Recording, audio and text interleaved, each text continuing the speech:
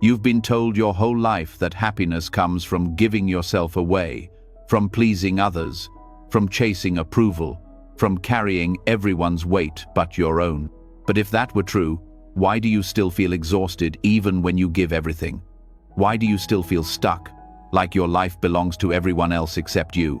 The truth is, 2025 isn't the year to keep pouring from an empty cup. It's the year to finally turn inward, to focus only on yourself, not out of selfishness, but out of survival, strength, and sanity. Buddhism has known this secret for centuries. Real freedom isn't found in possessions or applause. It's found in protecting your energy, in saying no when you must, in walking your own path without guilt. It's about building a life where your mind is clear, your spirit is calm, and your focus is fully on you. Because here's the truth. In 2025, the world will try to own your attention. Social media will fight for your eyes. Work will fight for your hours. Family and friends will fight for your energy. And if you're not careful, you'll lose yourself in the noise. But if you follow these 10 Buddhist lessons, everything shifts. The chaos quiets, the distractions fade. You begin to feel steady, powerful like a mountain no storm can shake. Tonight, as you hear these words, you'll feel the weight start to lift. Tomorrow, when you wake, you'll see the world differently, clearer, calmer, stronger. And for the first time in a long time, you'll know you don't need to chase anyone. You don't need to fix everyone. In 2025, your only mission is this: focus on yourself and watch your life transform. Are you ready? Let's begin. When you reach the point where the noise of the world feels heavier than your own heartbeat, something inside you whispers that it cannot go on this way. You feel stretched thin, your days filled with other people's demands, your nights restless with worries that are not even yours. It's almost as if your life has been rented out, piece by piece, to everyone else, leaving you with nothing but scraps. And yet, you continue to carry it, convinced that this is what love or loyalty looks like. The truth is, this way of living is not love, and it is not loyalty. It is a slow surrender of yourself. And 2025 is not the year to keep surrendering. It is the year to finally learn what it means to care without losing yourself in the process. The practice of letting go of others' problems is not coldness, nor is it rejection. It is a wisdom that arises when you understand that you cannot live two lives at once. You cannot walk your path while dragging someone else's behind you. Buddhism teaches that compassion is vital, but compassion is not the same as carrying.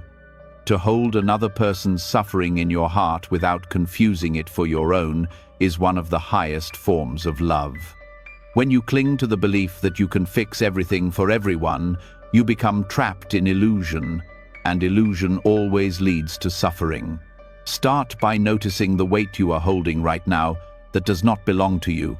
Perhaps it is the constant stress of a sibling who makes reckless choices, or the endless drama of a friend who never learns from mistakes, or even the quiet resentment of parents who live through you instead of with you. You wake up thinking of their problems, you go to bed rehearsing their worries, and in the process, your own soul grows thin. Ask yourself, who will carry you if you collapse under their weight? The path of self-focus begins here with the courage to set down what is not yours to bear. Letting go does not mean indifference. It means understanding boundaries. A candle does not extinguish itself to light another. It shines steadily, and its light is enough. When you overextend, when you carry problems that are not yours, you risk burning out your flame entirely. True service, true care, comes from strength, not exhaustion. Think of the oxygen mask instruction on an airplane. You must secure your own before helping anyone else. The wisdom may sound simple, yet most of us live as though our oxygen is optional, as though we are somehow stronger for suffocating ourselves. The irony is that this self-neglect leaves us weaker, not stronger, and often unable to help at all. There is also an illusion of control hidden in carrying others' problems.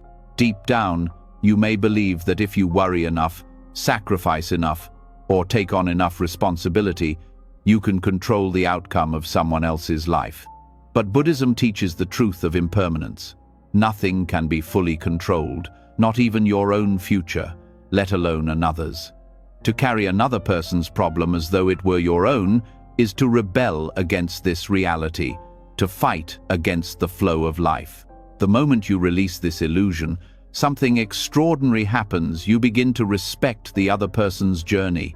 You allow them to learn their lessons, even if the lessons are painful, and you grant yourself the freedom to focus on the only journey you can truly walk your own. When you stop carrying what is not yours, you create space to breathe, space to listen to your own needs, space to honor your own limits. This does not make you less loving.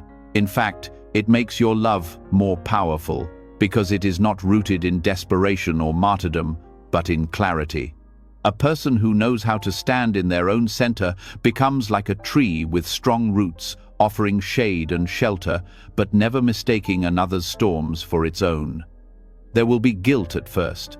The mind, conditioned for years to equate self-neglect with goodness, will whisper that you are selfish, that you are abandoning those who need you. But pause for a moment and ask, what is the result of constantly carrying others' burdens? Resentment, exhaustion, quiet bitterness. This is not goodness. This is self-destruction dressed in virtue. The greater courage is in saying no with love, in setting down what you were never meant to hold, and in trusting that those you care for are capable of carrying their own journey. When you choose to let go, you do not become less connected, you become more authentic. You stop showing up from obligation and start showing up from choice. Your relationships shift, sometimes painfully, because those who depended on your endless carrying may resist. But over time, what remains are relationships rooted in respect rather than dependency, in equality rather than imbalance. You are no longer the rescuer, the fixer, the constant savior. You are simply yourself, whole, steady, present. And that presence is far more valuable than any false role you could play. This path also asks you to trust suffering itself. We often carry others' problems because we cannot bear to watch them hurt. We want to rescue, to soften the blow, to take away the pain. But pain is often the greatest teacher, and by taking it away, you may also take away the very lesson that would have transformed them. Buddhism does not glorify suffering, but it recognizes its power. To allow another to face their own suffering is not cruelty. It is faith in their strength, faith in their journey. It is saying, I believe you are strong enough to face this, and I will not rob you of the chance to grow. In practice, this looks like stepping back without abandoning.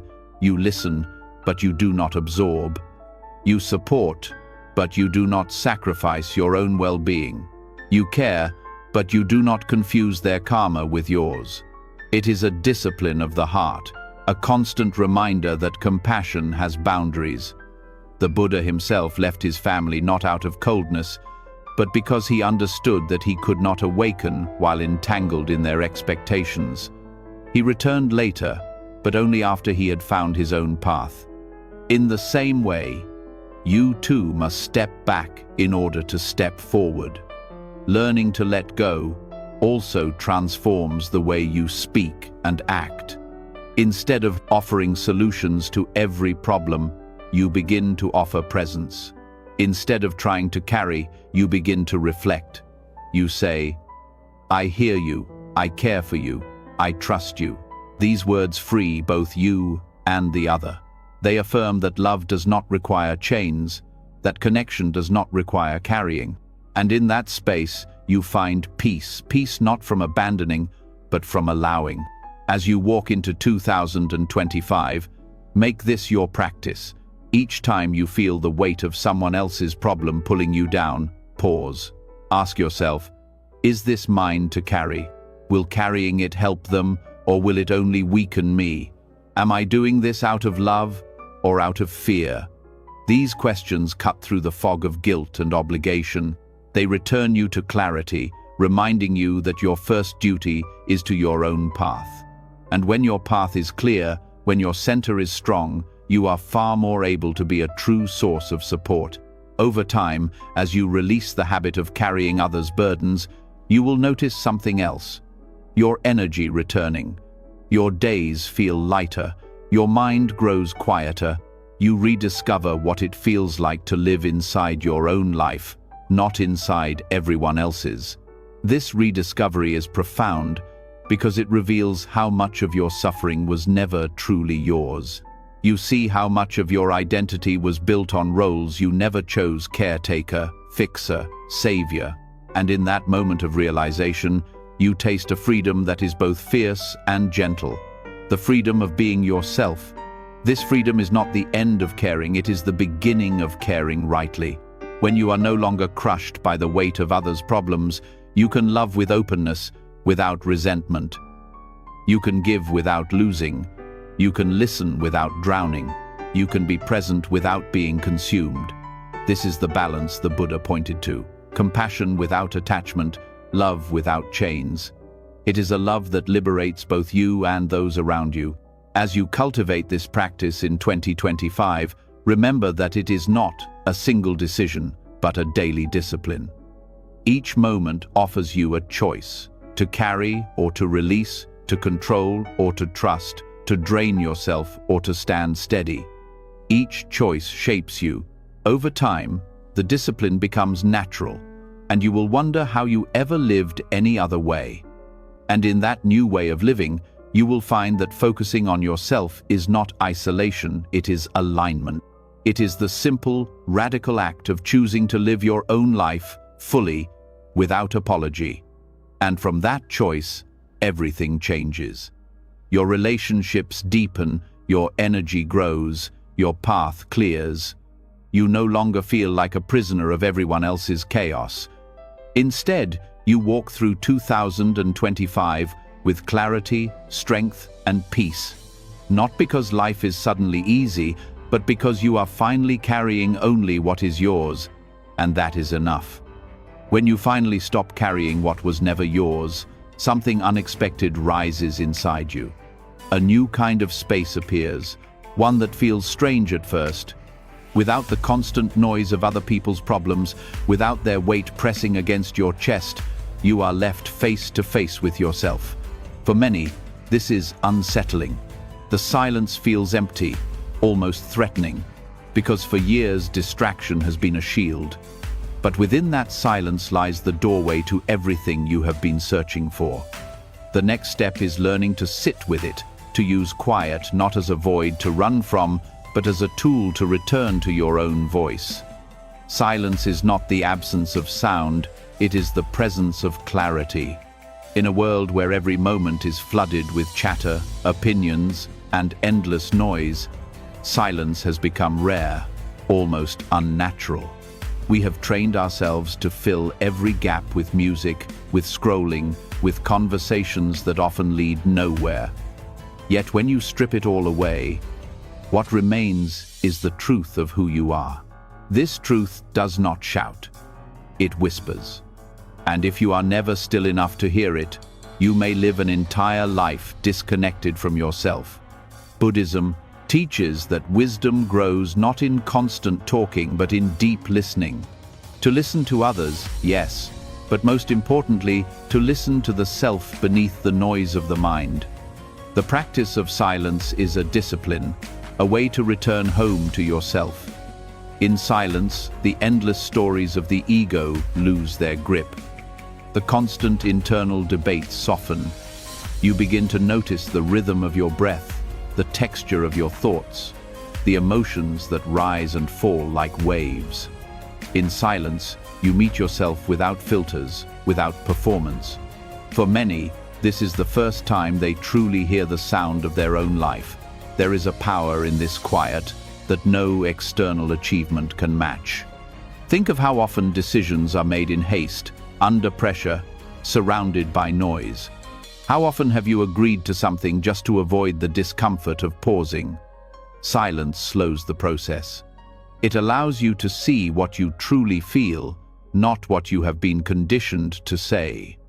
In 2025, when the speed of life grows faster each day, when attention is pulled in 1,000 directions, choosing silence becomes a rebellion. It is a way of saying, my focus belongs to me, my mind belongs to me, and I will not let the world drown out my own voice. Silence also teaches patience. In the stillness, there is no immediate reward, no quick distraction to soothe you. At first, this feels uncomfortable. The mind may resist, throwing out thoughts, worries, unfinished tasks, as if to drag you back into the noise. But if you stay, if you allow the mind to empty itself, something shifts. Thoughts slow, the body softens, and beneath it all you discover an inner calm that was always there. This calm is not something you create, it is something you uncover once the noise is gone. Quiet time is not wasted time. In silence, your brain processes and restores. Studies show that silence helps regenerate brain cells, boosts creativity, and lowers stress. The Buddha did not meditate in crowded marketplaces, but in forests, under trees, in stillness. He knew that silence is where understanding blooms. When you create quiet time in your own life, you are giving your mind the same gift: space to heal, space to grow. Silence also reshapes your relationships. When you learn to be comfortable with quiet, you stop fearing pauses in conversations. You no longer feel the need to fill every gap with empty words. Instead, your words become fewer but sharper, more intentional. Others notice this difference. They feel your presence more strongly because it is not diluted by constant noise. Your silence becomes strength, a mirror that often shows others more about themselves than your words ever could. The practice of silence also exposes what you have been avoiding. Many people fear being alone with their own thoughts, because silence makes it harder to escape. The old wounds, regrets, and hidden fears rise to the surface when the distractions are gone. Yet this is exactly where the healing begins. To sit in silence with your pain is to show yourself the greatest form of compassion. You are saying, I will not abandon you, even when it hurts. Over time, the pain softens, the wounds close, and the silence transforms from something frightening into something comforting, like a trusted friend. To cultivate silence in 2025, start small. Dedicate 10 minutes each day to sitting without devices, without music, without distractions. Let the world spin outside your door while you anchor yourself in stillness. Extend that time gradually. Create spaces in your day where silence becomes natural. In the morning before the world wakes, during meals where you taste each bite without words, in the evening when the day is done. These moments are not luxuries. They are necessities. They are the anchors that keep you from drifting away in a world designed to scatter your attention. There is also value in carrying silence within you, even when surrounded by noise. The Buddha described this as inner stillness, a tumasini, mind untouched by chaos, even when life is loud. You cultivate this by pausing before reacting, by listening fully without rushing to speak, by holding a quiet space inside yourself where no one else can intrude. This inner silence is unshakable, and once discovered, it follows you everywhere. In silence, you also rediscover intuition. Beneath the endless chatter of the mind lies a deeper wisdom, a knowing that does not rely on logic alone. This voice is often drowned out by external noise, but in quiet, it becomes clear. You begin to feel what is right for you, not because someone told you, but because your own inner compass points the way. This is the kind of wisdom that cannot be taught in books or speeches. It is revealed only in the stillness of your own heart. Choosing silence in 2025 is also choosing freedom. Freedom from the addiction to constant stimulation. Freedom from the endless need to respond. Freedom from the fear of being alone.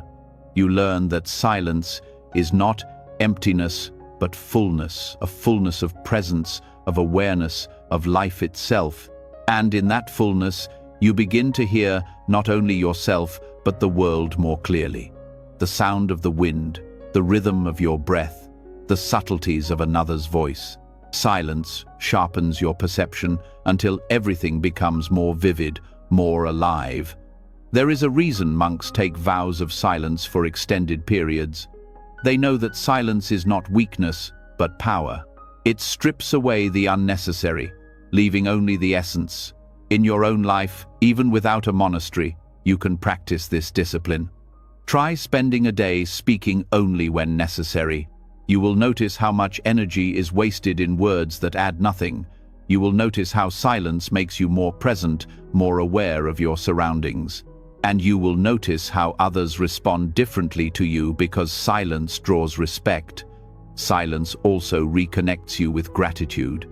In the absence of constant distraction, you begin to notice the small details. You often overlook the warmth of sunlight on your skin, the comfort of breathing freely, the beauty in simple moments.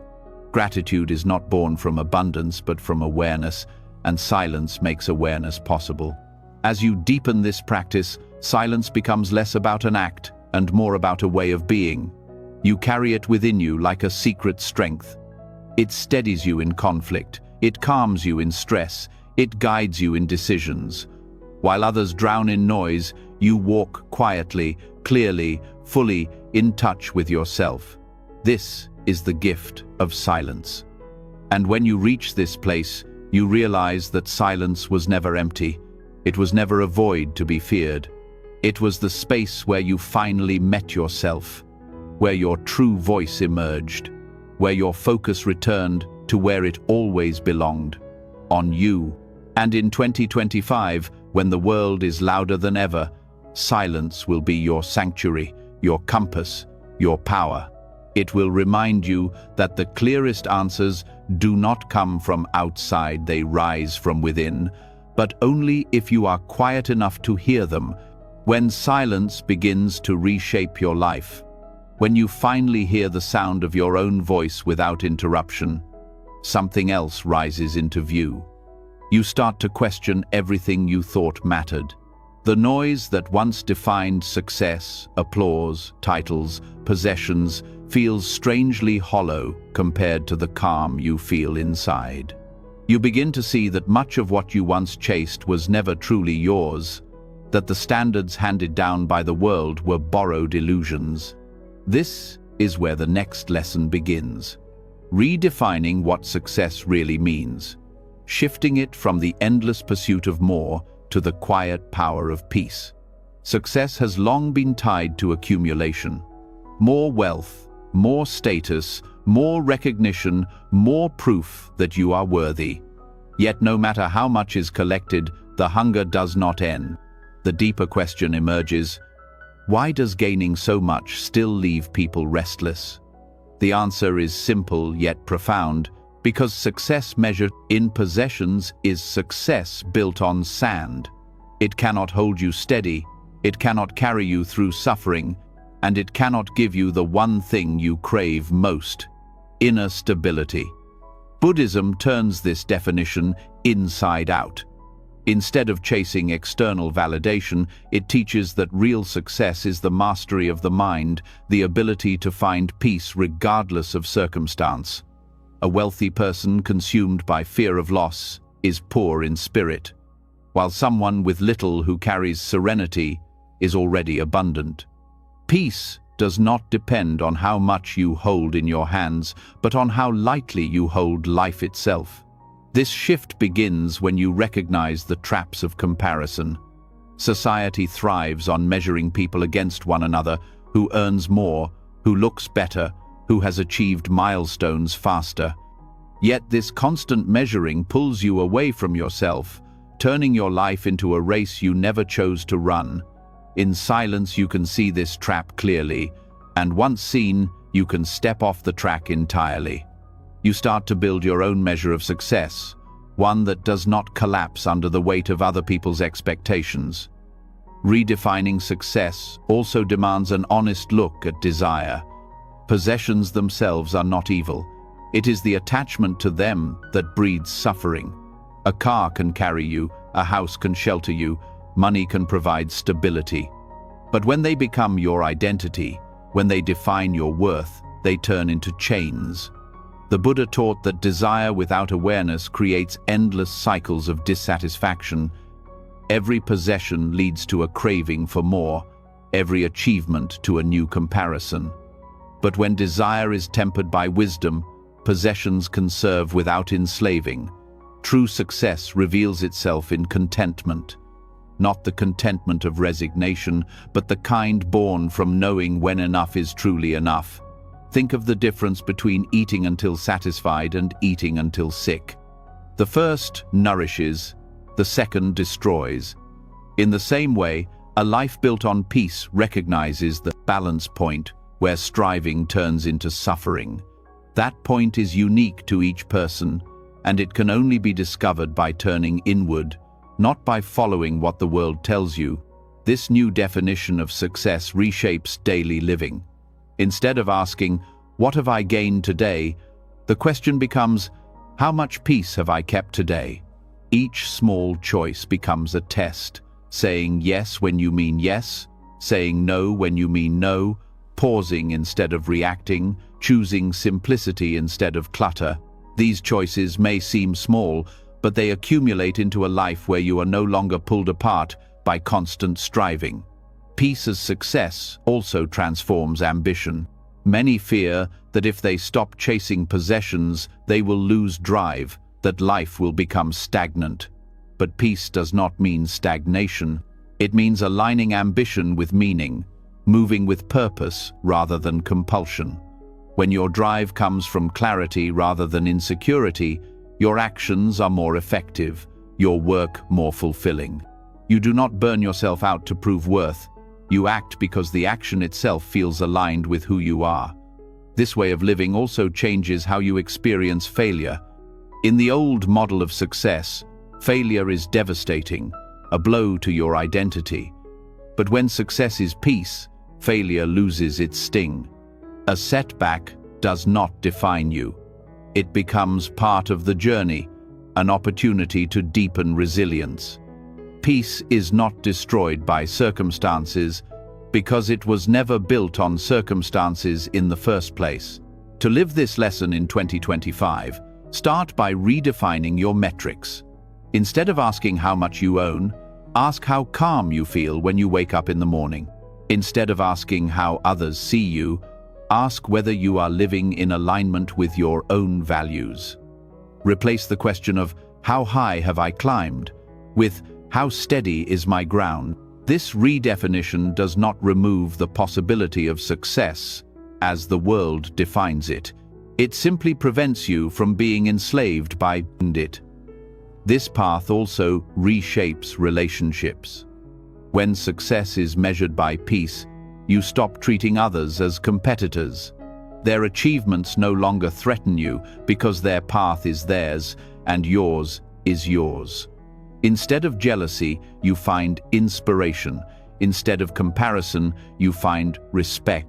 This shift dissolves much of the hidden tension that poisons human connections, opening space for genuine connection. Redefining success also frees you from the endless chase for time. In the old way, success demands sacrificing the present for a future reward. But peace lives only in the present. It asks you to enjoy the meal instead of rushing to the next task, to value rest as much as work, to see each day not as a step toward something else but as complete in itself. When you practice this, your life no longer feels like a waiting room for happiness. Happiness is already here. Another layer of this wisdom is that peace as success is not fragile. Possessions can be lost, titles can be stripped, reputations can be destroyed in an instant, but no one can take away your peace unless you give it away. This is the ultimate freedom, knowing that what makes you successful cannot be bought, stolen, or broken. It lives within you, steady no matter how chaotic the outside world becomes. Peace also deepens creativity. When the mind is not consumed by constant striving, it opens. Ideas flow more easily, solutions arise naturally, beauty is noticed everywhere. This creativity is not forced, but effortless, born from a mind that is calm and spacious. It reminds you that peace is not passive but fertile, the soil from which meaningful action grows. Living this way requires courage. The world will not applaud you for choosing peace over possessions. You may even be misunderstood, accused of lacking ambition or settling for less. But the deeper truth is that you are choosing more freedom, more clarity, more authenticity.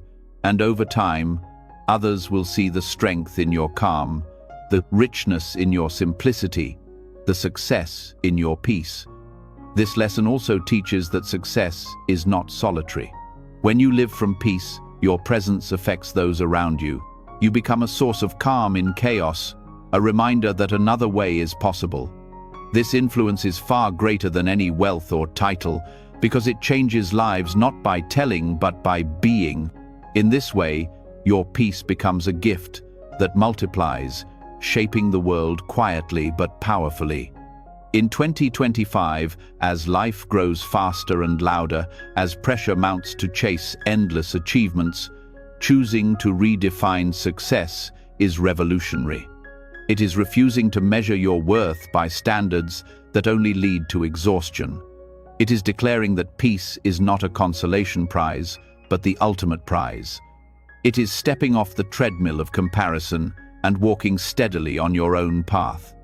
The journey is not about rejecting possessions or achievements, but about refusing to let them define you.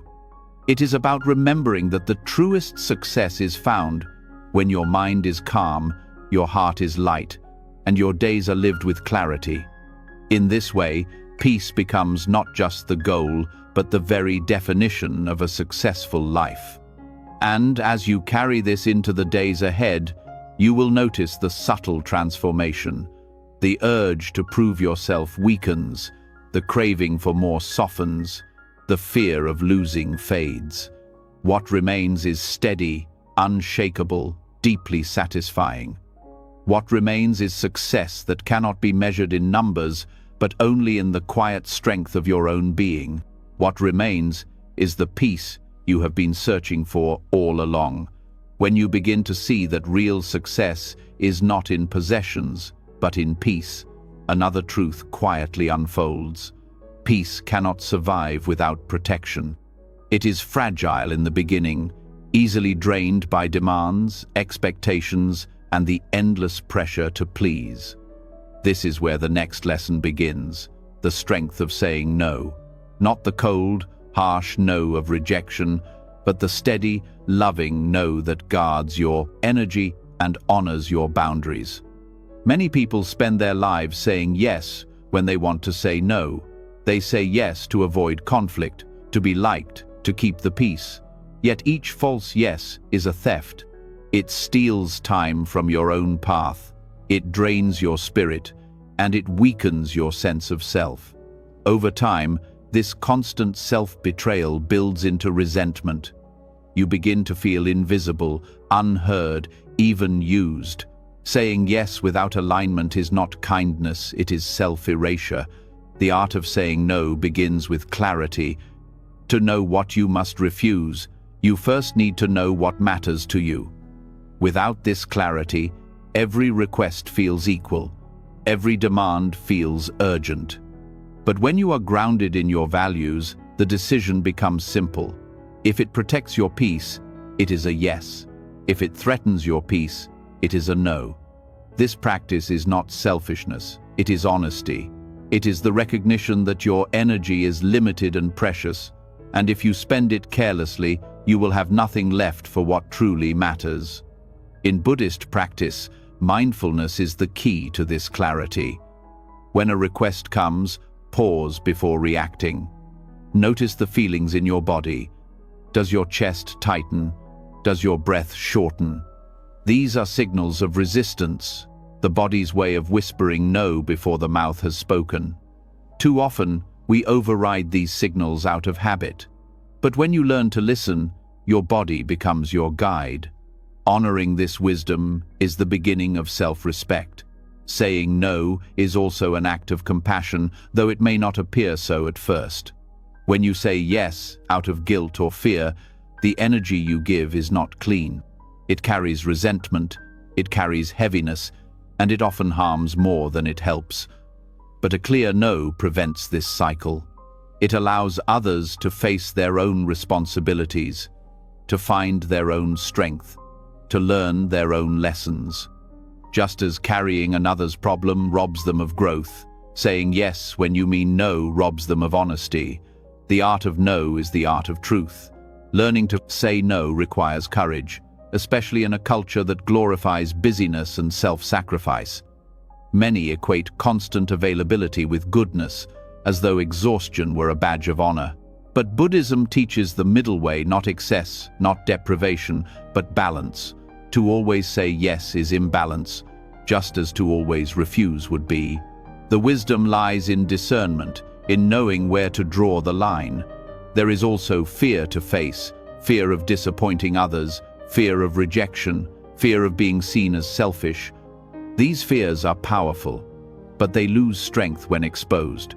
Ask yourself, what is the cost of always pleasing? You lose your time, your energy, your peace. You become a shadow of yourself. The cost of disappointing others may sting for a moment, but the cost of betraying yourself lingers for a lifetime. Which is truly heavier? The more you practice saying no, the lighter this fear becomes, until it no longer rules you. Practical ways to embody this art include short, simple phrases. You do not need to justify endlessly, nor weave excuses. A clear, respectful statement is enough. I can't take this on right now. That doesn't work for me. I need to rest. These phrases are powerful precisely because they are simple. They place no blame, they invite no argument, they simply declare your boundary. At first, you may feel guilty for using them. Over time, you will feel free.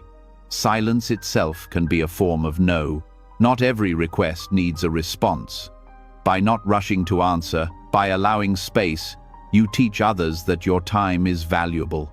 This is another way silence connects to boundaries. It gives you room to consider, to choose deliberately rather than react automatically. The pause becomes protection. There is also the inner no, the refusal you give to your own mind.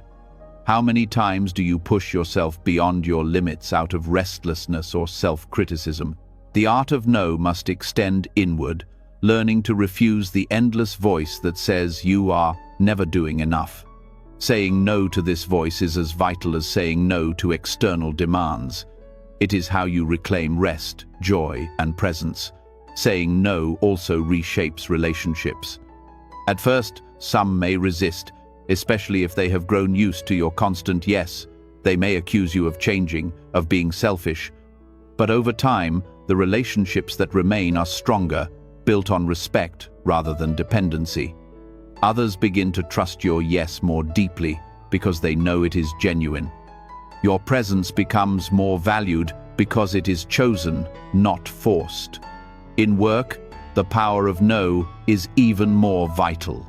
Without it, you become overwhelmed, stretched thin, unable to give your best.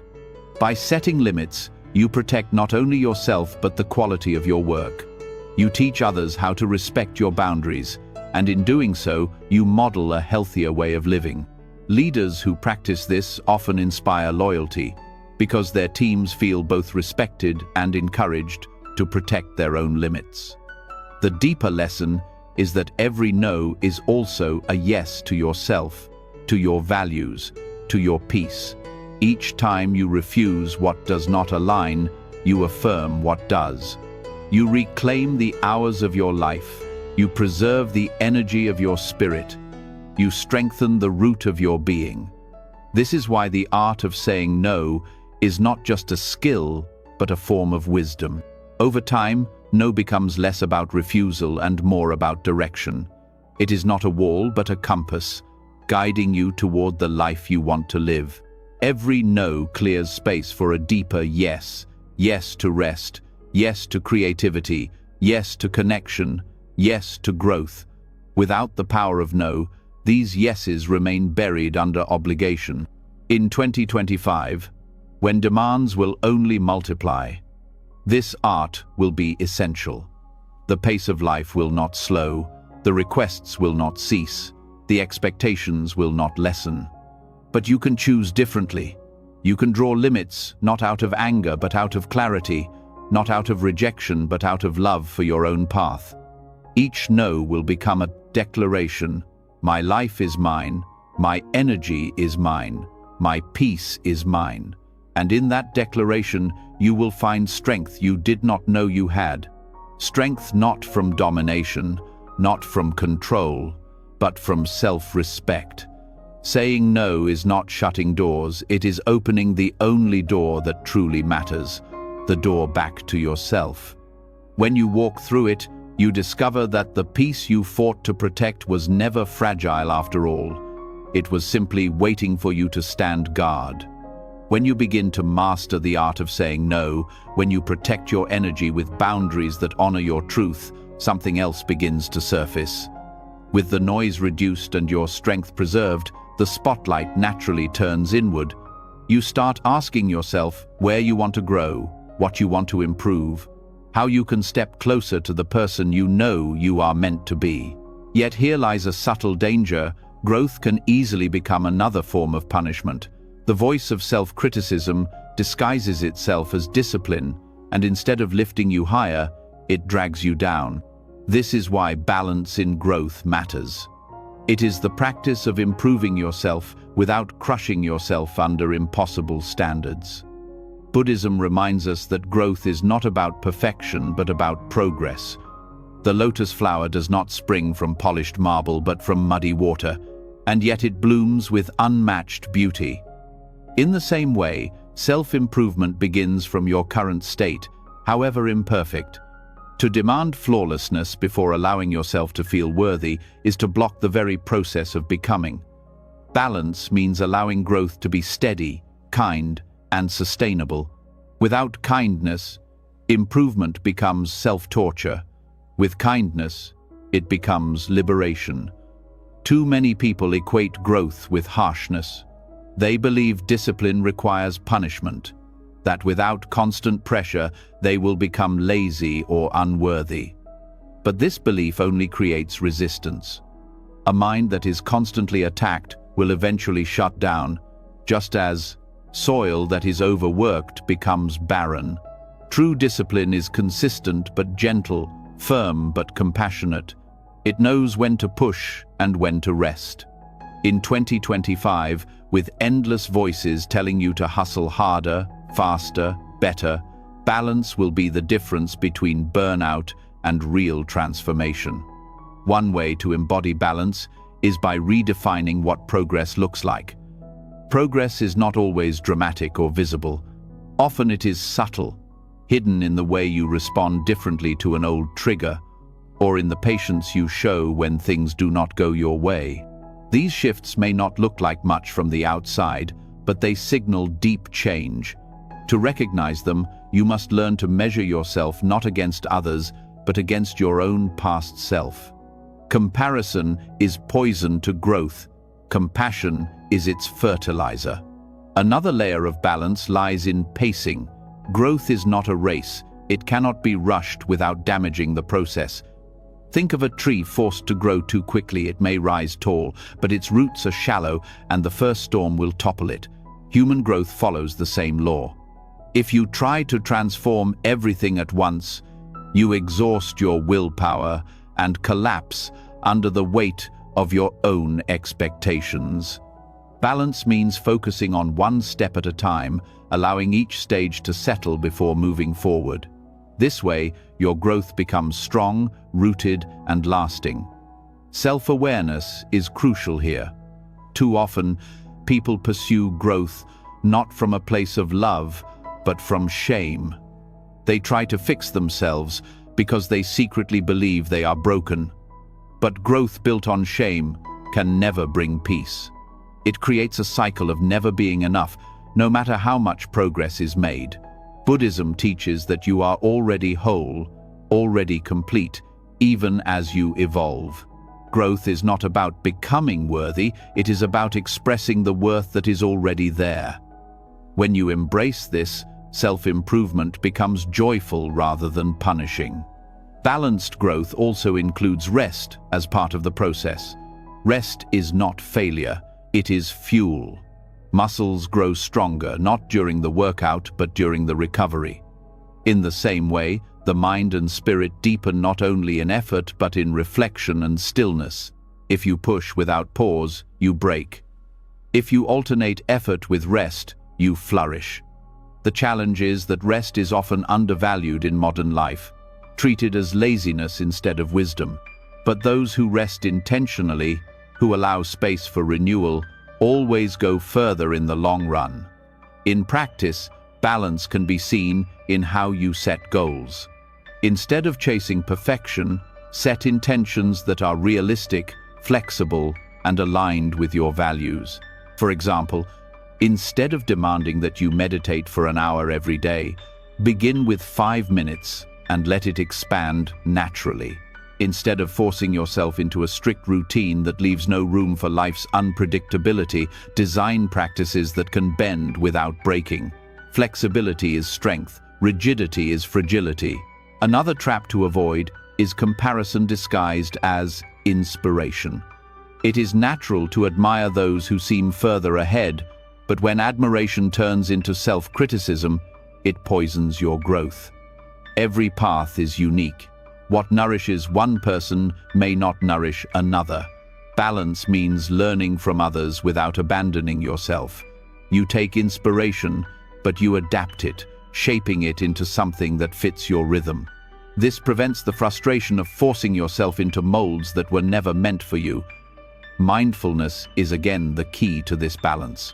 By paying attention to your inner dialogue, you catch the moments when your drive to grow turns into self-abuse. When you notice thoughts like, "I am not good enough yet," or "I should be further along," pause. Replace them with kinder truths. "I am growing at my own pace." Each step matters, even the small ones. Over time, these shifts in self-talk create an environment where growth thrives naturally, without the poison of constant self-attack. Balanced growth also respects impermanence. There will be times when progress feels fast, and times when it feels slow. There will be seasons of expansion and seasons of stillness.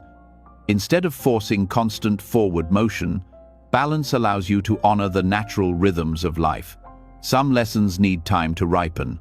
Some growth requires setbacks to fully integrate. By accepting this ebb and flow, you stop fighting the process and start cooperating with it. This lesson also speaks to the danger of extremes. Too much focus on growth can make you rigid, joyless, unable to appreciate the present. Too little focus leaves you stagnant, drifting without direction. Balance is the middle way, where you pursue growth without sacrificing your humanity. It is where effort and ease meet, where discipline and compassion walk side by side. In 2025, when every message tells you to optimize every moment, balance will be a radical choice. It will mean rejecting the idea that worth depends on constant achievement. It will mean giving yourself permission to be in progress, to be unfinished, to be both growing and enough right now. This shift dissolves the pressure that makes growth heavy, turning it instead into a natural unfolding. Balanced growth also brings humility. When you are gentle with yourself, you become gentler with others. You recognize that everyone is on their own journey, facing their own struggles. You stop expecting perfection from them as well, allowing relationships to breathe and deepen. Your compassion expands outward, because you know firsthand the weight of being too hard on yourself. This approach also strengthens resilience.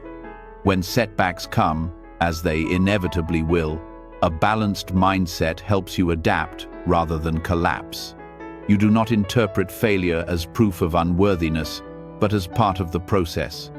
You learn, adjust, and continue. This flexibility is the true measure of growth, because it ensures that nothing, not failure, not delay, not difficulty, can stop your progress entirely. Over time, balance turns growth into a way of life rather than a project. You stop seeing self-improvement as something to complete and instead see it as a continuous journey. Each day becomes an opportunity to practice, to refine, to deepen. There is no finish line, only unfolding. This perspective removes the pressure of deadlines and allows you to enjoy the process itself. Ultimately, balanced growth returns you to yourself. It reminds you that you are not a problem to be solved, but a life to be lived. Improvement is meaningful only if it enhances that life, not if it destroys it in pursuit of some distant perfection. By holding effort and kindness together, you create a path that sustains you, not for a season, but for a lifetime. As you carry this into your days, you will notice the difference. Growth no longer feels like a weight, but like a rhythm. Some days you step forward, some days you pause, but always you remain aligned with your own truth. This is the essence of balanced growth: improvement without punishment, discipline without cruelty, progress without losing your peace. It is the art of becoming without forgetting that you are already whole.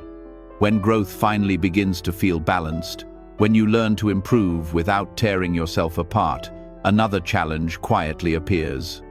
Even as you treat yourself with kindness, the world around you tempts you to measure your worth by someone else's progress. You look at their victories, their possessions, their milestones, and without meaning to, you begin to doubt your own path. This comparison is subtle but destructive. It steals joy from your achievements, blinds you to your progress, and plants seeds of restlessness where peace should grow. To focus only on yourself in 2025, you must learn the discipline of ending comparison and fully embracing your own journey. Comparison thrives because society rewards it. From an early age, you are told who is faster, who is smarter, who is prettier, who is stronger. Schools rank students, jobs measure employees, social media counts likes and followers. These systems train the mind to see life as a competition, to constantly scan for who is ahead and who is behind. But Buddhism teaches that the path is individual, not a race. The Buddha never told his followers to compare one another's progress. He guided each to walk their own path with sincerity. In truth, comparison is a form of distraction, pulling your eyes away from your own ground and towards someone else's road. The first step in breaking comparison is awareness.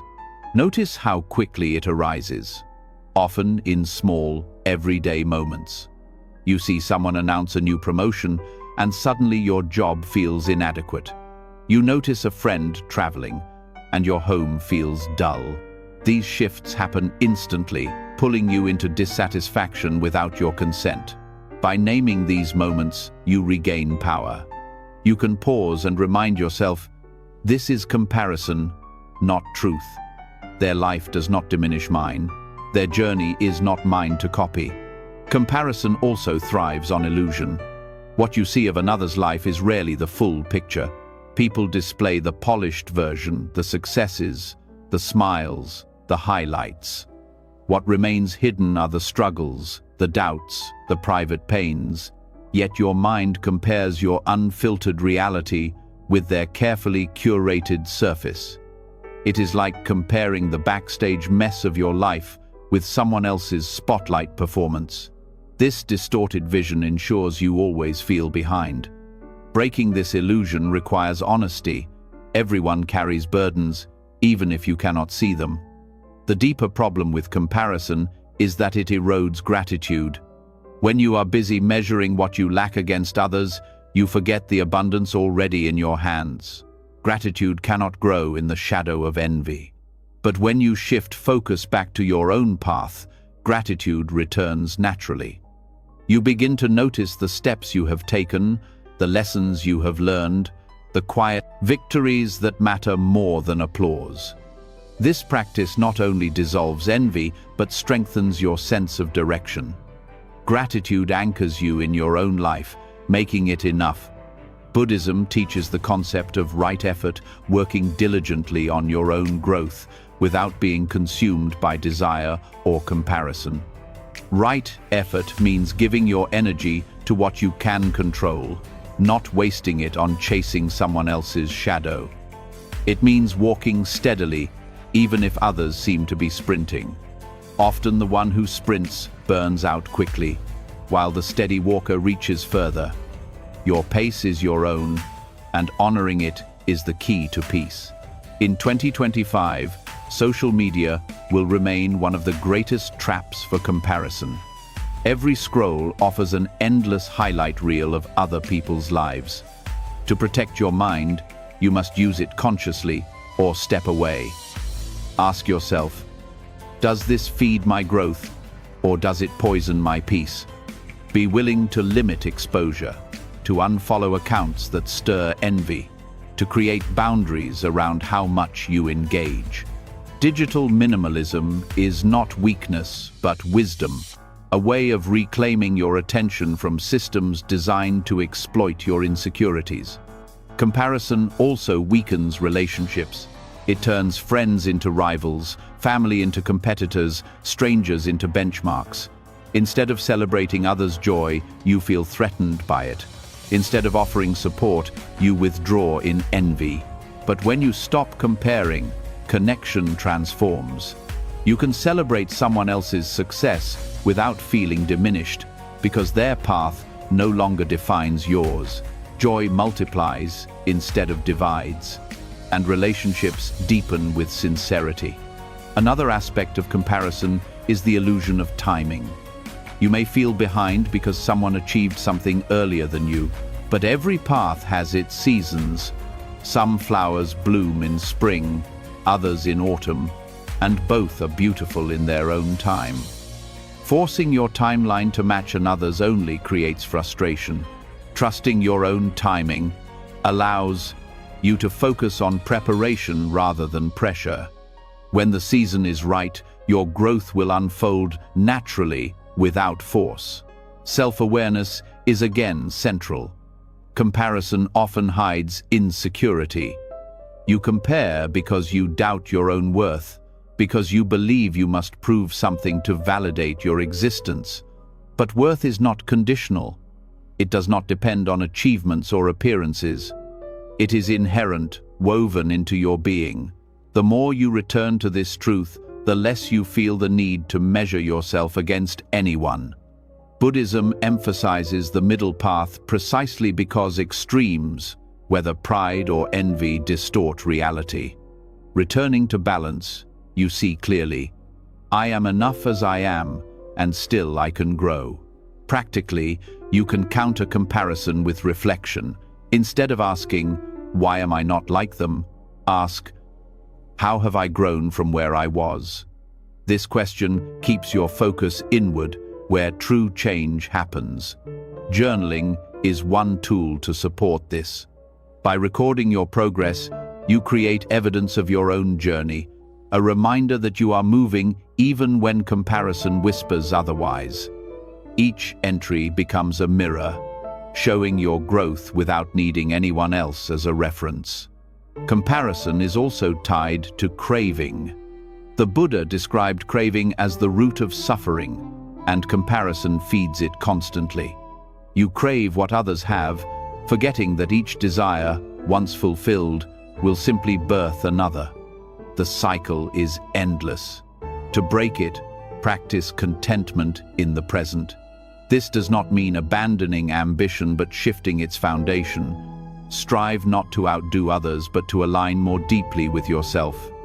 Let your ambition be rooted in authenticity, not competition. Another practice is to transform envy into inspiration. When you feel the sting of comparison, pause and ask, what quality in them stirs this? Is it their discipline, their courage, their creativity?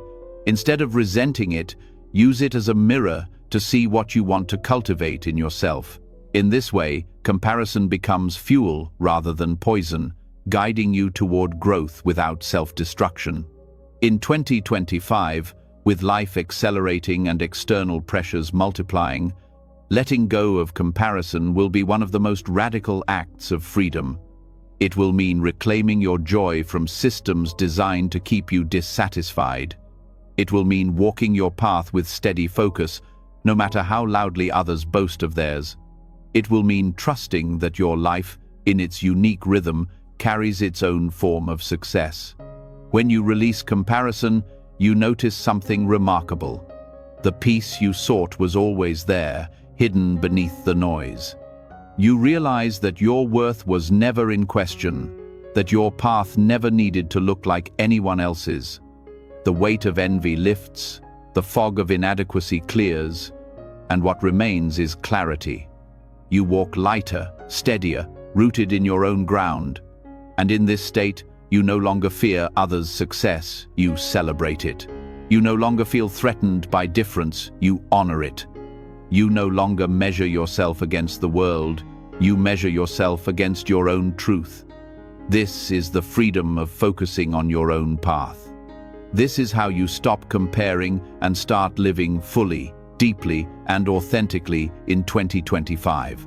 When you free yourself from comparison, when you stop wasting energy measuring your worth against others, something powerful begins to rise to the surface. You notice the quiet engine behind every action, every word, every decision, the constant stream of thoughts shaping how you experience life. Most people underestimate this force. They treat thoughts as harmless clouds floating across the mind. But Buddhism teaches something far deeper. Thoughts are seeds, and every seed grows into karma. The quality of your thinking becomes the quality of your life. Thoughts do not disappear after they arise. They leave impressions, shaping mood, shaping behavior, shaping choices. A thought repeated often enough becomes a belief. A belief repeated long enough becomes a habit. And habits, over time, create the destiny of a person. If you constantly think of yourself as unworthy, you carry yourself with hesitation, you miss opportunities, you attract relationships that reinforce that belief. If you cultivate thoughts of strength and clarity, you act with confidence. You take steps forward. You create conditions for peace. Karma is not punishment from the outside. It is the natural unfolding of thought into action and action into consequence. Awareness of thought is therefore the foundation of freedom. Without awareness, the mind runs on autopilot, recycling the same patterns again and again. These patterns may not even be yours, they may be inherited from parents, culture, or past pain. But once you see them, you realize you have a choice. You do not need to keep watering seeds of anger, fear, or resentment. You can choose to water seeds of kindness, patience, and clarity instead. This choice, repeated daily, transforms the entire direction of your life. Buddhism often describes the mind as a garden. Every thought is a seed. Some seeds grow weeds of suffering, others bloom into flowers of peace. You cannot stop seeds from appearing, but you can choose which to nurture. If anger arises, you need not act on it. If jealousy stirs, you need not feed it. If compassion flickers, you can fan it into flame. This responsibility is profound because it means your outer life is not separate from your inner life. They mirror one another.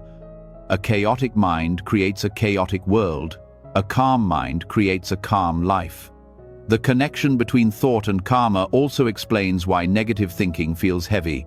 A mind filled with judgment or resentment drains energy. It colors perception so that even neutral events appear threatening.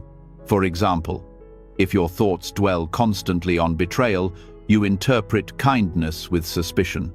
This lens then shapes your behavior, making you distant, which in turn may push people away, confirming your suspicion.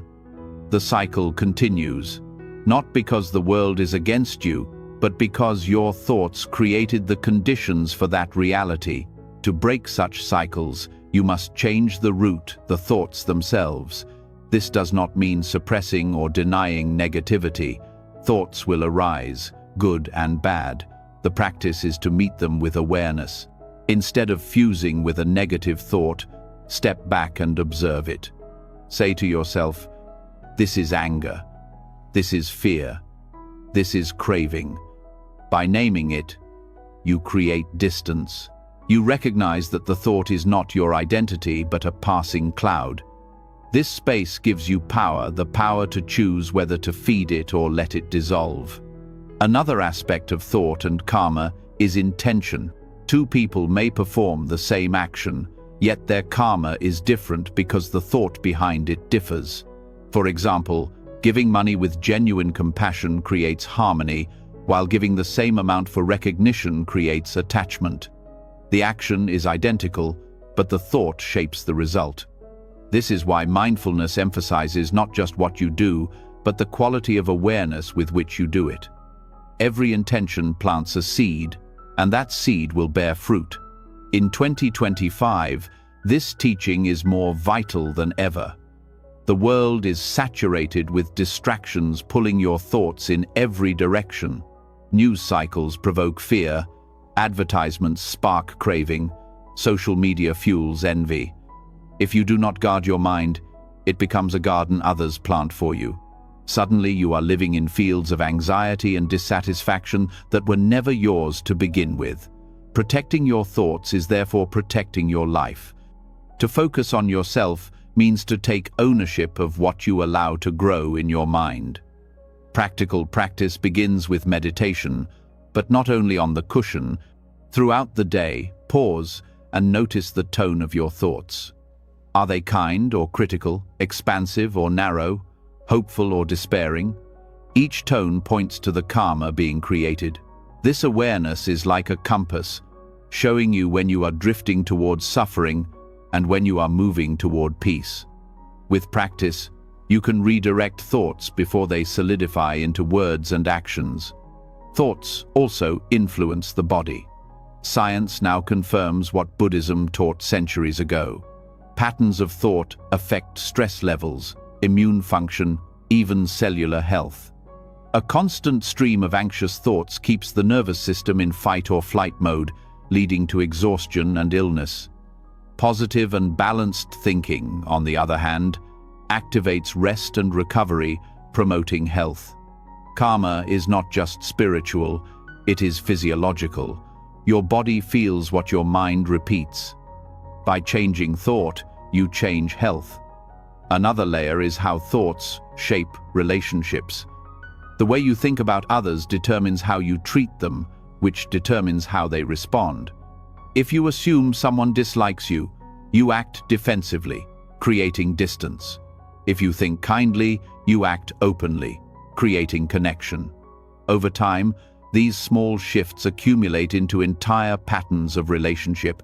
In this way, your thoughts build not only your own karma, but the shared karma of communities and families. It is also important to recognize the power of collective thought. When groups of people share the same fears or desires, they create shared karma. Wars, economies, cultures, all are shaped by collective thought patterns. To focus on your own thoughts is therefore not selfish, but transformative.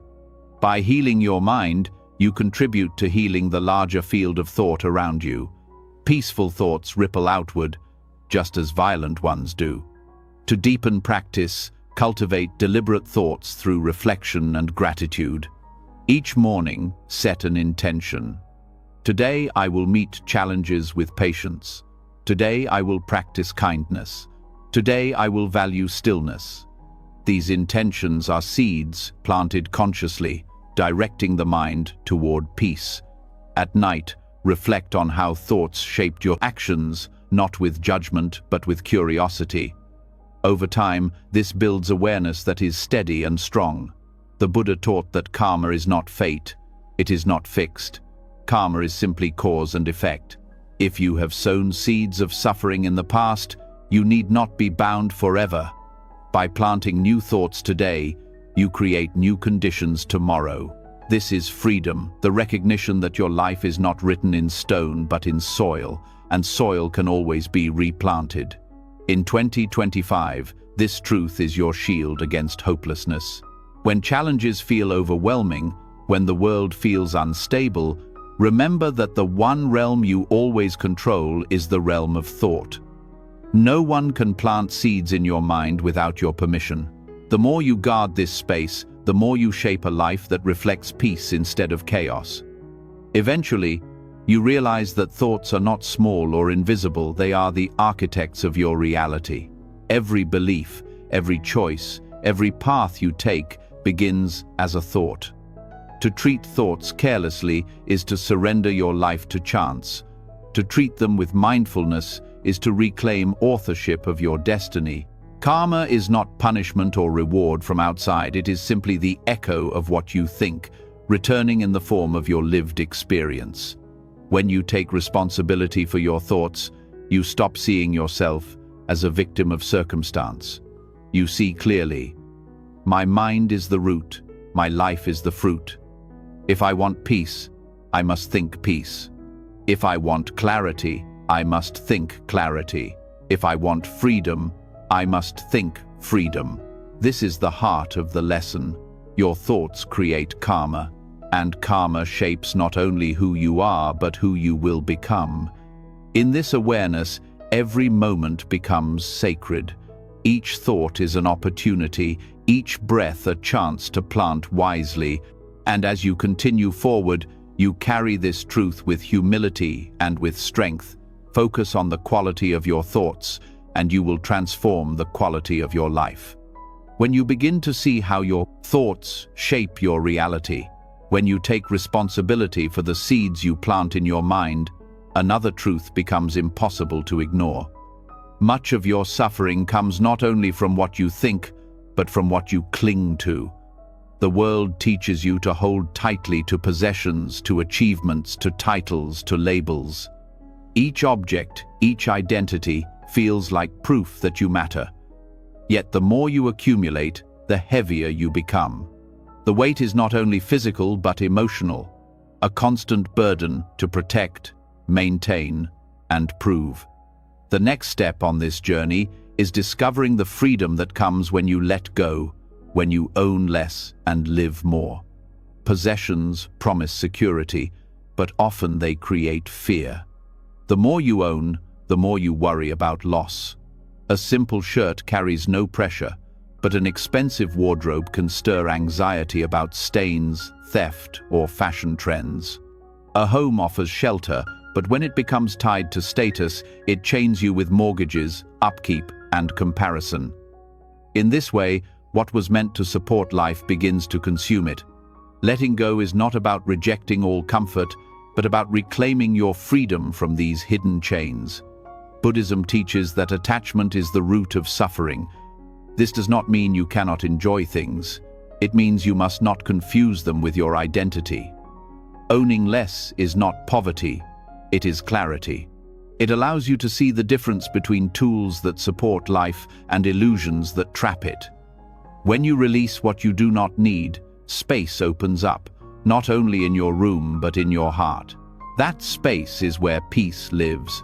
Owning less also applies to labels. The roles you cling to, successful, attractive, intelligent, popular, can become prisons just as heavy as physical possessions. When your worth depends on maintaining these identities, you are forced into constant performance. The fear of slipping, of being seen as less, steals your authenticity. By loosening your grip on labels, you discover that you are not a single identity but a living being, always changing, always deeper than words can describe. Letting go of excess requires honesty. How many of the things you hold are truly useful? How many bring genuine joy? And how many sit gathering dust, kept only out of fear of being without? Minimalism in this sense is not an aesthetic but a practice of truth. It is looking at every object, every label, every expectation, and asking, does this serve me, or do I serve it? Each honest answer lightens your load. The process can begin simply. Release one object, one piece of clothing, one possession that no longer aligns with who you are. Notice the relief that follows. Expand this to commitments, roles, even self-descriptions that feel heavy. Each release strengthens the muscle of letting go, teaching you that your value does not shrink when your possessions do. In fact, it grows because your attention returns to what truly matters. Owning less also restores presence. When you are not buried under clutter, you see more clearly. A simple room invites calm. A quiet wardrobe frees mornings from indecision. A clear schedule makes space for rest and reflection. Complexity often disguises itself as abundance, but simplicity reveals itself as freedom. With fewer distractions, your focus sharpens, your relationships deepen, your creativity flourishes. There is also joy in discovering how little is truly required for contentment. A meal shared in peace, a walk under the sky, a conversation with a friend, these need no labels or possessions to be rich. When you let go of excess, you are no longer numbed by constant consumption. Small moments regain their flavor, and life itself feels more vivid. Letting go does not mean abandoning responsibility. It means aligning responsibility with meaning. You may still own a home, a car, or tools, but you hold them lightly, knowing they do not define you. If they are lost, you grieve, but you do not collapse, because your identity was never built on them. This lightness is the essence of freedom. In 2025, the pressure to consume will only grow. Advertisements will whisper that you need more, that you are incomplete without the latest product, that happiness can be bought. Labels will be marketed as proof of belonging: what you wear, what you drive, what you display online. To resist this pressure is radical. It is choosing to step outside the cycle of craving and into a life where your worth is measured not by what you own, but by how you live. Owning less also reveals the richness of generosity. When you are no longer chained to excess, you can share freely. Giving becomes easier because you no longer fear lack. This generosity is not only material, it extends to time, attention, and presence. By letting go of possessions and labels, you discover that the true wealth you carry is your ability to give love, kindness, and care. Another benefit is resilience. When your happiness depends on external possessions, life feels fragile, because everything external can be taken.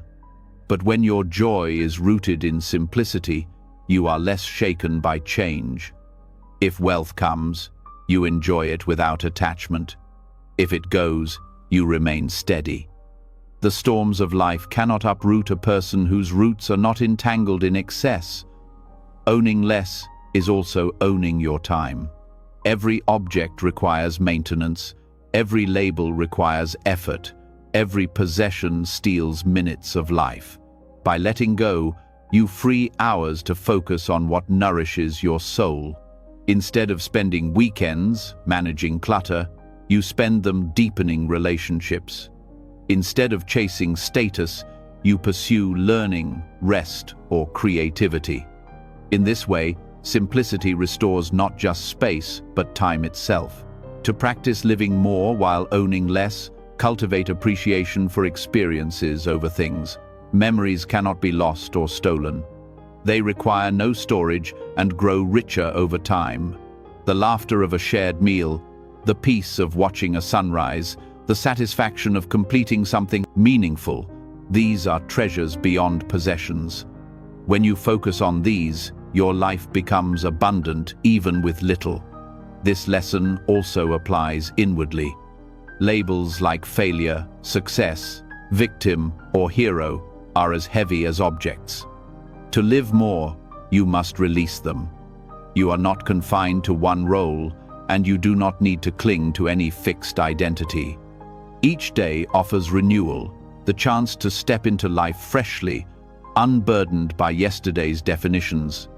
This is the inner minimalism that matches outer simplicity. A mind free from labels is as clear as a room free from clutter. Buddhism calls this emptiness, not in the sense of lack, but in the sense of openness. When you release the need to define yourself by possessions or labels, you become spacious, receptive, free. Into that space flows peace, creativity, and connection. The emptiness is not void, it is possibility. It is the ground where living fully becomes possible. As you practice this in 2025, you may notice resistance. Fear may whisper that without possessions you are vulnerable, without labels you are invisible. But when you face that fear, you find the opposite is true. You are lighter, freer, more authentic. You are no longer distracted by proving, no longer weighed down by protecting. You are present, fully alive, living more with less. Over time, owning less shifts from an effort to a way of being. Your choices become intentional, your life uncluttered, your heart unburdened. You discover that freedom was never about gaining more, but about needing less. And in this discovery, you step into a kind of wealth that cannot be measured or lost. The wealth of living deeply, fully, and freely. When you release the grip of possessions and labels, when you discover that freedom comes from needing less, you inevitably come face to face with another kind of emptiness, the quiet of being alone. For many, this quiet feels unbearable. Loneliness creeps in like a shadow, whispering that solitude is proof of failure, that being without constant company means you are unwanted. But solitude, when understood, is not weakness. It is one of the greatest strengths a person can carry.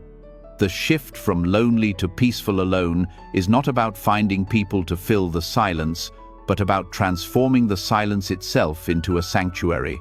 Loneliness and solitude are not the same. Loneliness is a hunger, a craving for connection that feels unmet.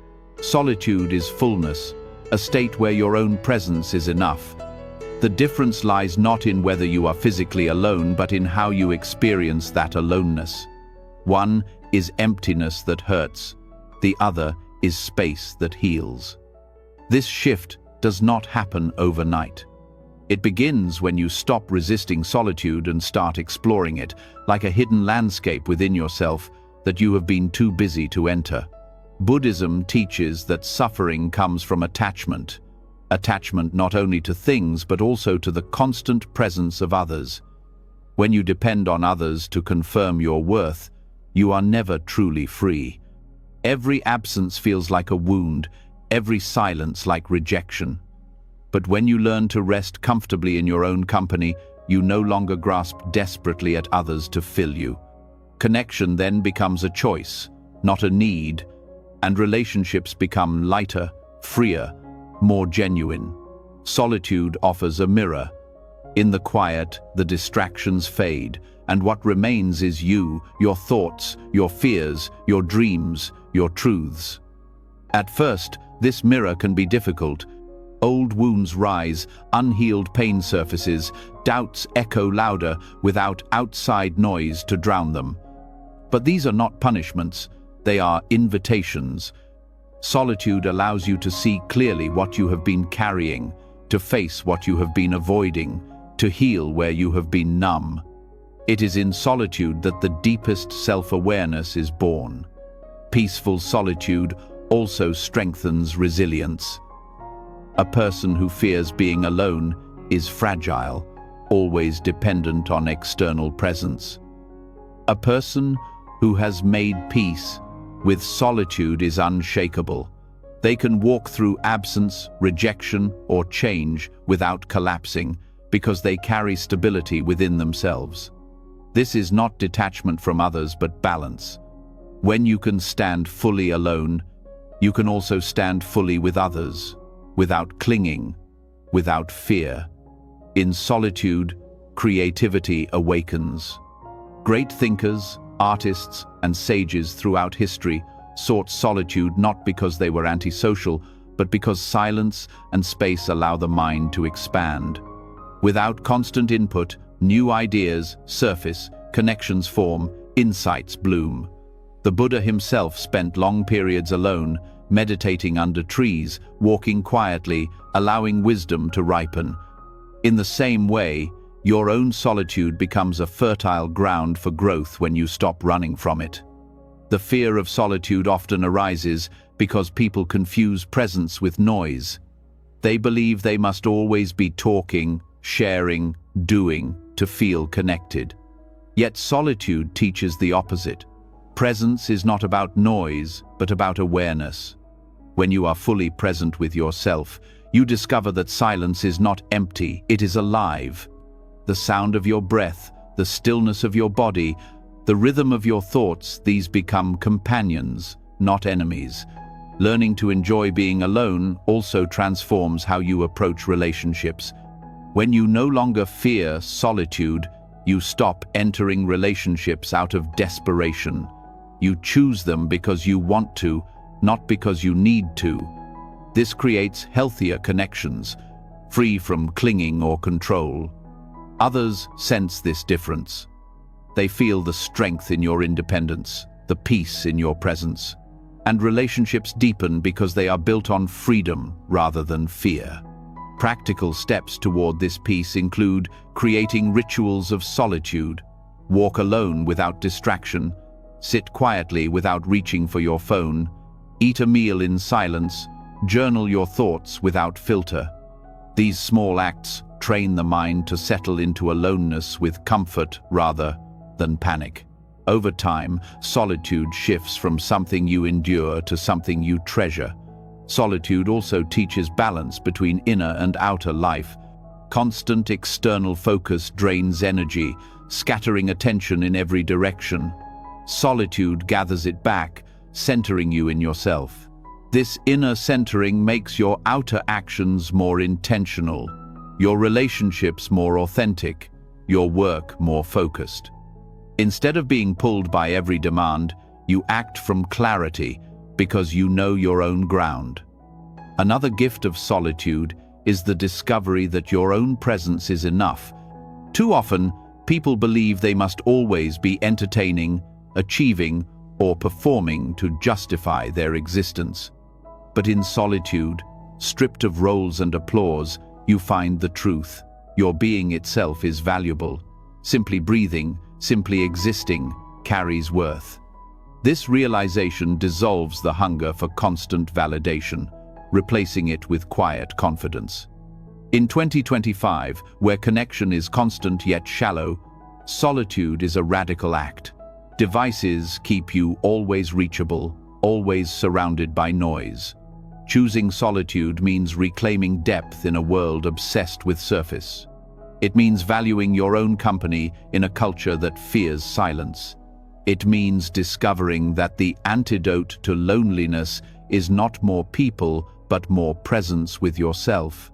Solitude also connects you more deeply to nature. Without distraction, the world around you speaks louder, the rustle of leaves, the rhythm of water, the warmth of sunlight. You begin to feel less like a separate individual and more like part of a living whole.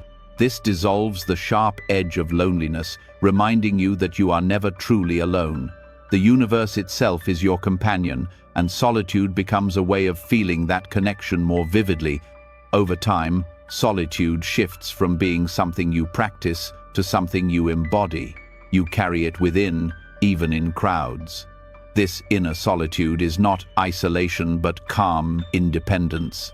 It allows you to remain steady, no matter the noise around you, to stay rooted in your own peace while engaging with the world. To move from lonely to peaceful alone is to reclaim one of life's greatest strengths. It is to stand in silence without fear, to walk without company and still feel whole, to discover that your worth does not depend on constant validation. From this strength, every part of life improves: relationships, creativity, resilience, peace. The transformation begins not by running from loneliness, but by facing it, by letting solitude teach you. In that teaching, you discover that being alone is not emptiness but fullness, not weakness but strength. And once you carry this truth, solitude will never again feel like punishment. It will feel like power, the quiet foundation of a life lived deeply and freely. When solitude stops feeling like emptiness and begins to reveal itself as strength, you notice something subtle yet powerful. The peace you feel when you are alone is not built from one grand breakthrough or a single moment of awakening. It is built from the countless small decisions you make each day. These choices may look ordinary, almost invisible, yet they quietly shape the entire direction of your life. Every word you speak, every action you take, every thought you allow or release is a seed. Over time, these seeds grow into the garden of your future. The truth is, life does not change in leaps, it changes in steps, and the steps you take each day decide where the path leads. The mind often seeks dramatic transformation. It wants big victories, bold resolutions, sudden shifts that prove growth has occurred. But Buddhism teaches that greatness is born in the ordinary. A single decision repeated with consistency carries more weight than a burst of effort quickly abandoned. Choosing mindfulness each morning, kindness in conversation, restraint when anger rises, these seem small, but they accumulate into unshakable strength. Just as a mountain is made of tiny stones, a meaningful life is made of daily choices. The challenge is that small choices are easy to dismiss. Skipping a meditation, ignoring a moment of gratitude, choosing distraction over presence, none of these seem catastrophic on their own. Yet over time, their weight becomes clear. Habits are simply choices repeated, and habits become character. What feels insignificant in the moment becomes the foundation of who you are becoming. To see this clearly is to take responsibility for every choice, no matter how small. Consider how thoughts themselves are choices. When anger arises, you choose whether to feed it or release it. When envy appears, you choose whether to indulge it or let it pass. Each choice shapes your inner landscape. Over time, choosing peace strengthens peace. Choosing resentment strengthens resentment.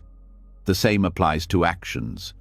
When you decide to speak gently instead of harshly, to pause instead of react, you are not just shaping that moment, you are shaping yourself. In 2025, the world will continue to demand shortcuts. Quick fixes, instant results, overnight success. But the deeper truth is that slow, steady choices hold the real power. A single healthy meal does not change your body, but a year of choosing nourishment does. One act of patience does not transform a relationship, but months of consistent patience do. The power of small choices lies in their ability to compound silently and steadily until transformation becomes undeniable. Awareness is the first step in reclaiming this power. Many choices are made unconsciously, guided by habit or impulse.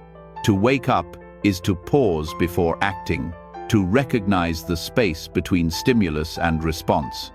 In that space lies freedom. Buddhism calls this mindfulness, the practice of being fully present so that choices are deliberate, not automatic. With mindfulness, even the smallest action gains meaning. Drinking a cup of tea, walking across a room, breathing deeply, all become conscious decisions that shape peace. This lesson also reshapes your relationship with discipline. Discipline does not need to be harsh or punishing. It can be gentle but consistent. Waking up 5 minutes earlier to sit in silence, putting the phone aside during a meal, expressing gratitude before sleep, these are not heavy demands. They are simple acts, repeated, that slowly rewire the mind and body toward balance. The consistency matters more than intensity. It is also important to recognize that small choices extend beyond personal growth into relationships and community. The way you greet someone, the way you listen, The patience you show these daily choices ripple outward. You may never know the full impact of a kind word spoken at the right moment, or the restraint shown when anger tempted you. Yet each choice contributes to the collective karma of your family, your workplace, your community. Peace spreads through these tiny acts far more than through grand gestures. Another truth is that small negative choices also compound. A single careless word, a repeated delay, a habit of avoidance, these two accumulate, quietly shaping suffering. Recognizing this is not about guilt, but about responsibility. Once you see the power of small actions, you realize you are never powerless.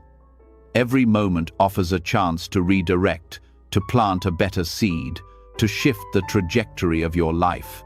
Gratitude again plays a role here. By appreciating small steps, you prevent discouragement. The ego often dismisses small progress because it craves dramatic change. But gratitude reminds you that even the smallest act of awareness, the tiniest step toward peace, matters. Over time, these steps carry you further than any single leap. Buddhism often speaks of the middle path, and daily choices are where this path is walked. Extremes burn out quickly, but steady, balanced effort sustains growth. Each day, you ask yourself, what is one small choice that aligns with my peace, my values, my truth? And each time you answer, you strengthen the path beneath your feet. Another layer of this teaching is patience. Small choices rarely bring immediate results, and impatience is the enemy of consistency. To embrace the power of daily decisions is to trust the process, to know that transformation is unfolding even when it is not visible. The farmer does not dig up the seed each day to check its progress. He waters, waits, and trusts. In the same way, you must trust the seeds you plant with each small act. In solitude, you learn to notice these choices more clearly. Without constant distraction, you see the moments where habit takes over, the places where you can shift. Solitude gives space to reflect, to realign, to choose again. This is why solitude and daily choices are deeply connected. One provides the clarity, the other provides the action. Together, they create transformation. In 2025, focusing on small choices is also a form of resistance. The world glorifies spectacle, but real change happens quietly. While others chase dramatic breakthroughs, you commit to steady practice. This commitment builds resilience because it is not shaken by failure. If one choice goes astray, another is always available in the next moment. You are never stuck, never broken, always one choice away from returning to the path. The deeper wisdom is that these choices not only shape your life, but reveal who you truly are. When no one is watching, the choices you make define your character. When life is ordinary, the choices you make determine whether it feels heavy or light.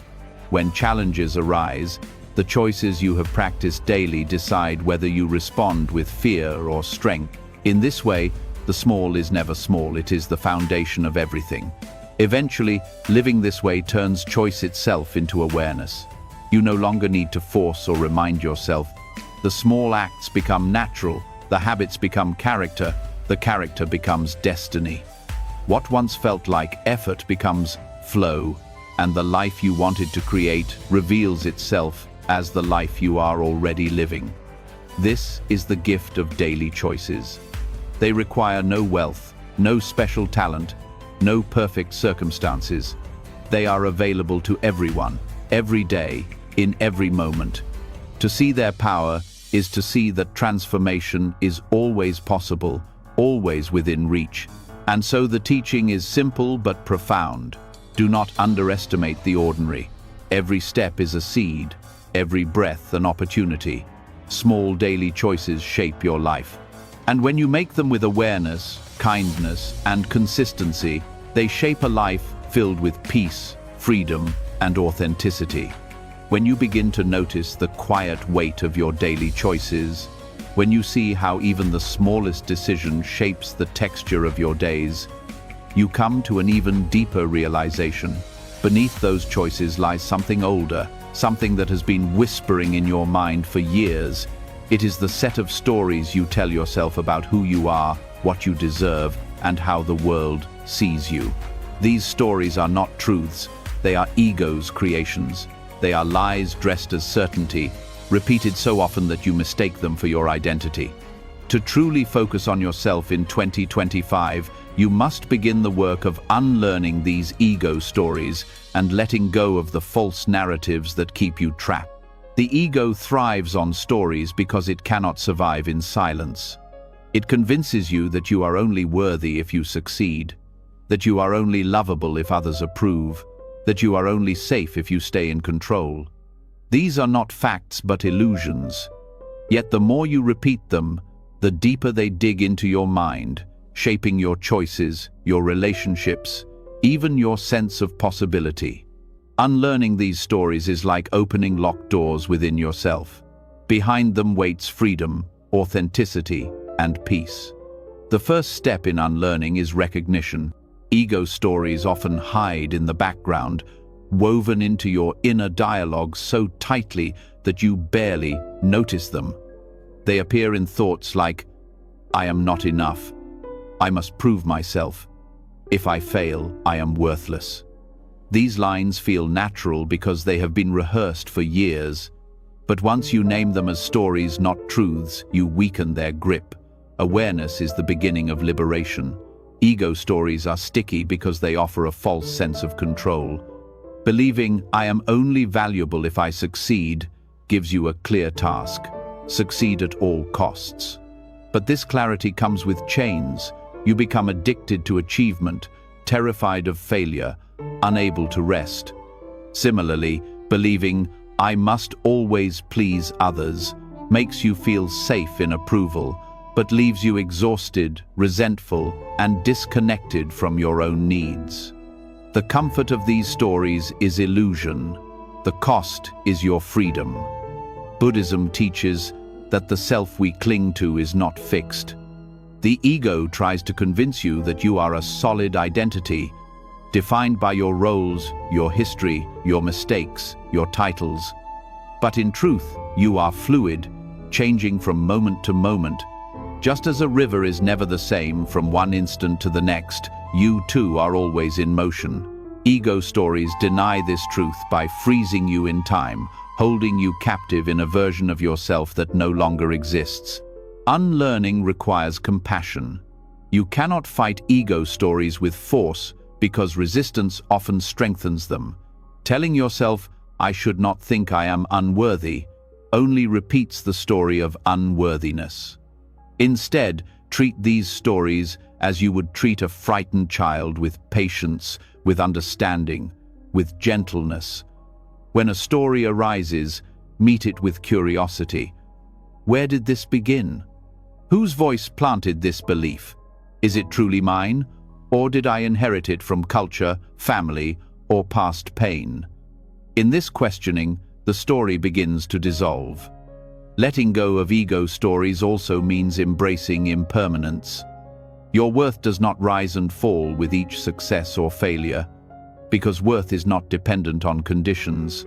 You are not defined by what happened yesterday, nor by what may happen tomorrow. You are not the sum of labels, possessions, or achievements. When you truly feel this, the ego's grip weakens. The story loses its power because you no longer need it to feel whole. Another aspect of ego stories is their constant comparison. Ego thrives by measuring better than, worse than, ahead of, behind. These comparisons keep you restless, never satisfied, always chasing. But when you release the story of comparison, you return to presence. You see that your path is yours alone, that no other person's journey can diminish or define your own. Without comparison, peace is possible, because you are no longer running a race that does not exist. Unlearning also demands honesty about how much these stories have shaped your life. The jobs you pursued, the relationships you tolerated, The risks you avoided, many were driven not by your true self but by ego's lies. This recognition can be painful, but it is also liberating. It means you are not trapped by fate. You simply followed a script that was never yours, and scripts can be rewritten. In practice, meditation is one of the most powerful tools for unlearning. In stillness, the stories arise clearly. You see them play out in your thoughts, and instead of clinging, you watch them pass. Over time, this observation creates distance.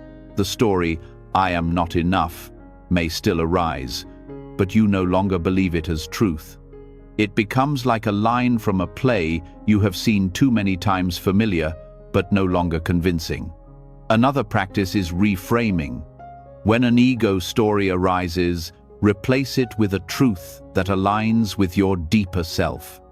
Instead of "I must always succeed," you remind yourself, "I am growing," and growth includes failure. Instead of "I must please everyone," you affirm, "I honor myself," and from that place, I connect authentically with others. These reframes are not slogans, but conscious acts of rewriting, planting new seeds where old lies once grew. In 2025, unlearning ego stories is more urgent than ever. The world feeds the ego constantly, encouraging identities built on consumption, performance, and comparison. Advertisements whisper that you are incomplete without the right product. Social media insists you must curate a perfect image. Work cultures reward exhaustion as proof of worth. To step back from these narratives is not only personal healing, it is rebellion. It is choosing authenticity over illusion, presence over performance, truth over story. Letting go of ego stories also reshapes relationships. When you no longer cling to the story that you must be admired, you stop performing and start connecting. When you release the story that you must control, you allow others to be themselves. Relationships become lighter, more real, built on presence instead of masks. You stop needing others to confirm your worth because you no longer doubt it. This shift creates freedom not only for you but for everyone around you. The process is ongoing. Ego stories do not vanish forever. They reappear, testing your awareness. But each time you meet them with clarity, their hold weakens. Each time you choose presence over illusion, you strengthen your true self. Over time, the stories grow quieter, and what remains is a sense of spaciousness, a freedom to simply be without constantly justifying your existence. Ultimately, unlearning ego stories is about returning to your essence. You are not the lies your mind tells you. You are not the roles you perform, the identities you cling to, or the comparisons you make. You are awareness itself, the quiet space in which thoughts, emotions, and stories arise and dissolve. When you rest in this awareness, ego's voice loses its authority. The lies no longer bind you, and life feels lighter, freer, more authentic. To focus on yourself in 2025 means to see through the illusions that have shaped you, to drop the stories that no longer serve, to live from the truth beneath them. This is not a rejection of self, but a discovery of self. The self that exists beyond ego, beyond lies, beyond fear. And in that discovery, you find a peace that no story can give, and no story can take away. When the lies of ego begin to loosen their hold and you no longer mistake those old stories for your identity, another truth slowly reveals itself. Freedom from illusions is only the beginning. What truly shapes your life are the patterns you repeat every single day. Even without ego's heavy voice, habits can quietly bind you, pulling you back into the same cycles again and again. These cycles may look ordinary: how you wake, how you eat, how you speak, how you react, but over time they become invisible cages. Breaking them requires a new way of seeing each day, each habit, as a kind of rebirth. a chance to choose differently and step out of the loops that no longer serve you. Cycles can feel eternal when you are trapped inside them. Waking with the same heaviness, repeating the same arguments, falling into the same distractions. The mind convinces you that this is simply who you are, that change is out of reach. Yet Buddhism teaches that nothing is fixed. Every moment is impermanence in motion, every breath an opportunity to begin again. The cycle only continues if you feed it. The moment you stop feeding it, the chain weakens. The key is awareness, because most cycles thrive in unconsciousness. You overeat not because you choose it consciously, but because the pattern takes over. You lose your temper not because you desire conflict, but because anger has become automatic. These loops run beneath the surface until you bring them into light. Awareness interrupts the automatic, giving you the space to act differently. That space is where rebirth happens. Breaking bad cycles begins with honest observation. Notice the triggers that lead you back into old habits. Perhaps boredom pushes you to scroll endlessly, stress drives you to eat without thought, or insecurity makes you repeat the same unhealthy relationships. Without judgment, map these patterns clearly. Seeing them is not weakness, it is strength, because what is seen can be changed. Every cycle has three parts: cue, response, result. A trigger appears, you act, and a consequence follows. For example, feeling anxious, cue, leads to smoking, response, which brings temporary relief, result. The relief reinforces the cycle, making it harder to break. But once you see this structure, you can intervene. You cannot always remove the cue, but you can change your response. Instead of smoking, you breathe deeply or walk. Over time, the new response reshapes the cycle, leading to healthier results. Buddhism often frames this as karma in motion. Your daily habits are karma, unfolding actions repeated until they shape identity. But karma is not fate, it is flexible. By changing even one link in the chain, you create a new stream of cause and effect. The smallest shift in daily choice can eventually transform the entire direction of your life. Habits are not only about external actions, they also include mental cycles. Worry, for example, becomes a pattern of thought.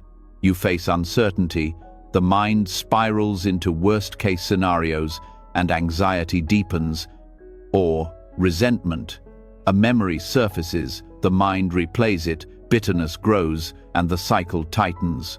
These loops are as binding as physical addictions, but the principle is the same. See the pattern, step back, redirect the thought. Meditation is a powerful tool here, because it trains the mind to notice when thought spirals begin and to let them dissolve instead of fueling them. It is important to approach this work with compassion. Cycles often form as survival strategies. A child grows up seeking approval to feel safe, and that habit persists into adulthood as people-pleasing. A person experiences pain and turns to distraction for relief, which becomes addiction. These cycles once protected you, even if imperfectly. Honoring this truth prevents self-hatred. Breaking cycles is not about blaming yourself, but about thanking the old strategies for what they gave, and then releasing them because they no longer serve. Another insight is that cycles are not broken once for all. They are weakened each time you choose differently. Rebirth is not a single dramatic moment, but 1,000 small decisions. The first refusal to repeat an old pattern may feel shaky, but with each repetition, the new habit grows stronger.